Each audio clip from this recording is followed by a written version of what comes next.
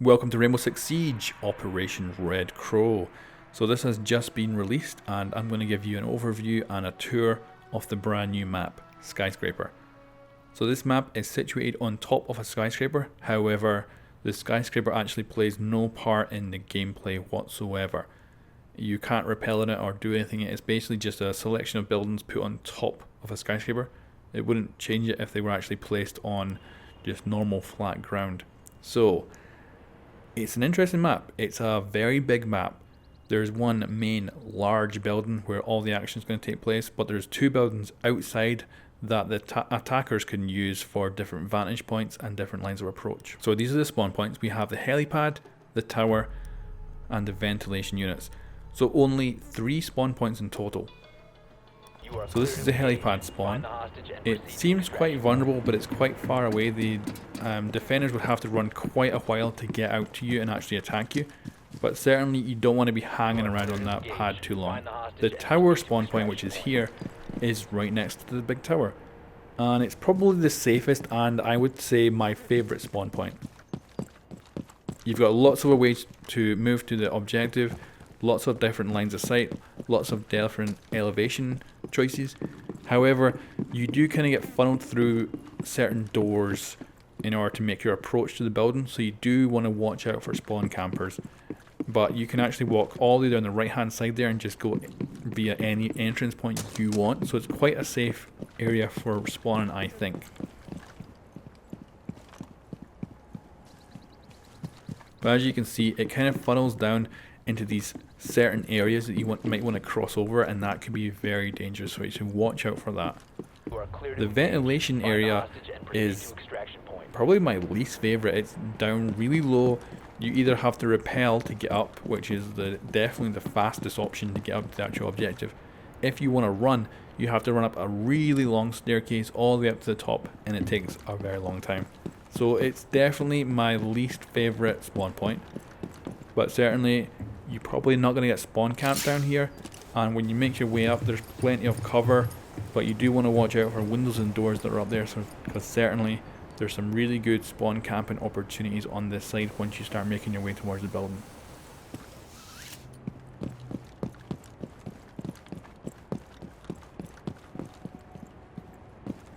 But as you can see, you've got this long staircase to run up if you actually want to get up to the building via a good old sprint. So the main building is this very large building here, and it only has 2 floors, but there's lots of rooms in it, lots of interconnected rooms, lots of breachable surfaces, and also plenty solid surfaces. So as you can see, we've got 2 staircases in this kind of half of this building, and I kind of think of it as two halves put together the way it's designed. You've also got this large area between the 2 floors that you can see down, and makes quite an interesting area. Now Echo has his drone which can attach to the roof.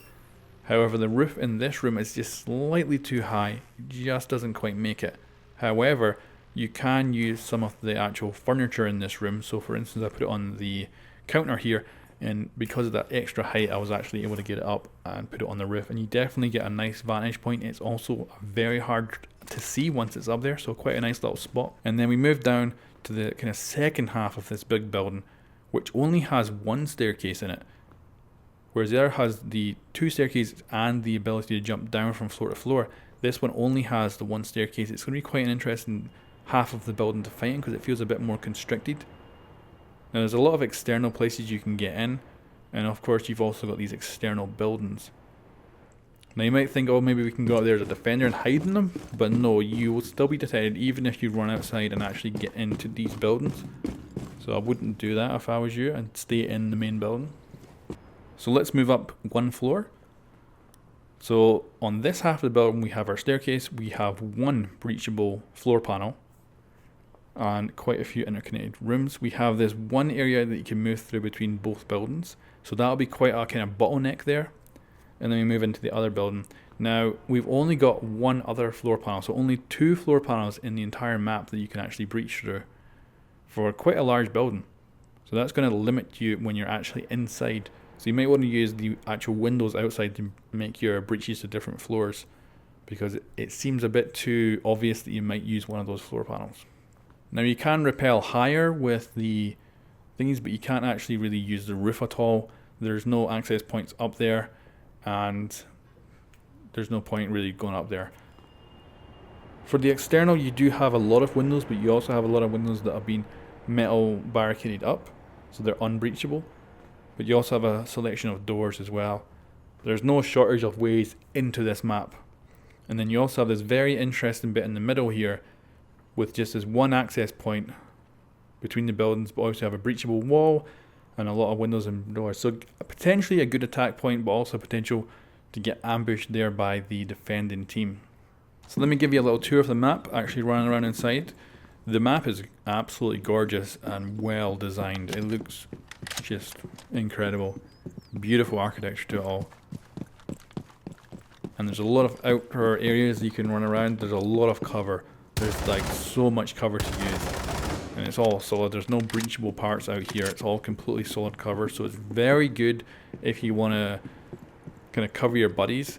You can certainly get up into this tower and watch over their friends, make sure the windows stay intact. It's quite interesting. It's going to be a very good way to defend yourself in that initial phase when people were trying to spawn camp.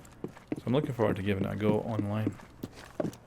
So these windows have a grate over them, but it doesn't mean they're not destructible. You can actually just punch through them. Now these ones are the metal ones. They're the ones that are completely solid, you can't get through. But as you can see, there's a lot of windows in this building. Lots of different ways in, lots of doors. So let's move inside and I'll show you around. So here we are in the delivery room. We've got two elevators there, which we also can see from the opposite side once we go around there. We got the bathroom.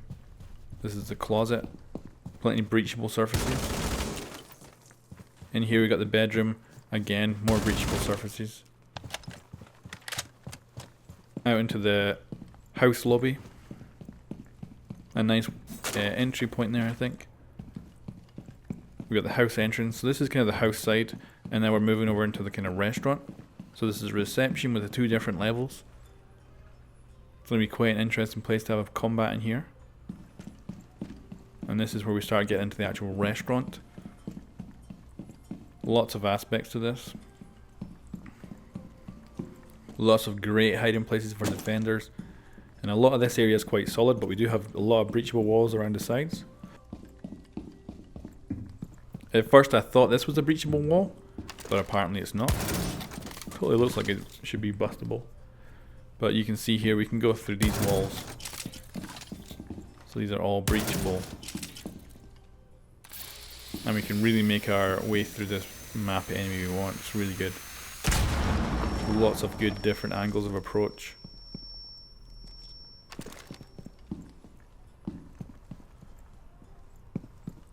Around here back in the delivery room again, we can see those elevators yet again. And leads back into the house. So downstairs we actually have quite a few different approaches for moving through the building. Whereas upstairs we only have one kind of connecting bit that goes from the house to the restaurant. So this here is the kitchen. Lots of access points, lots of destructible floors as well above, so you gotta watch out if you get shot from above. Large destructible wall there. This is the barbecue.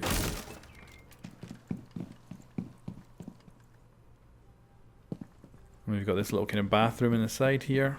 So let's head upstairs.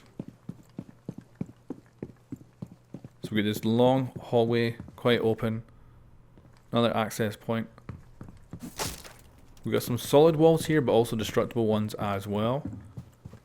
So that's the karaoke room. We've got this room here, which our hostage happens to be in, so this is one of the objective rooms.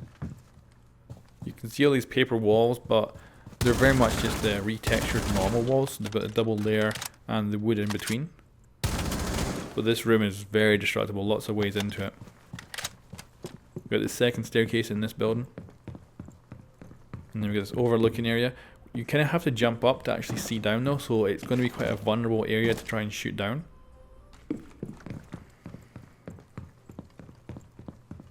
We've got the tea room in here. Lots of destructible floors. So you're certainly going to have to watch out when you're on the ground floor to make sure you don't get shot from above. because there's a lot of destructible floors that you could really get shot a lot from. You can see solid walls in here, but this entire wall here is destructible.